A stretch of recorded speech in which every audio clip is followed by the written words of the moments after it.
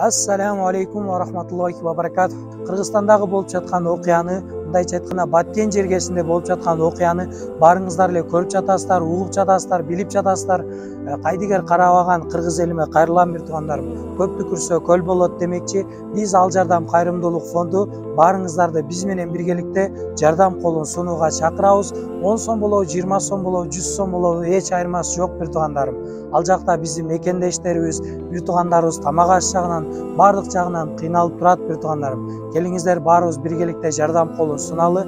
Сиздер берген аманатыңыздарды биз өз колубуз менен апарып жеткирип беребиз бир туугандарым. Отчеттук видеобузду Ал Жардам кайрымдуулук фондунун YouTube каналына же болбосо Instagram группаларыбызга таркатабыз. Барыңыздардан күтөбүз. Ассаламу алейкум ва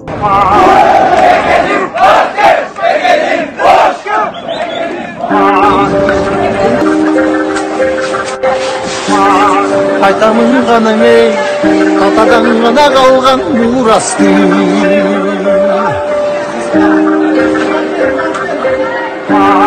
Жаңырык заманы, жаңымын баба салтын уланты.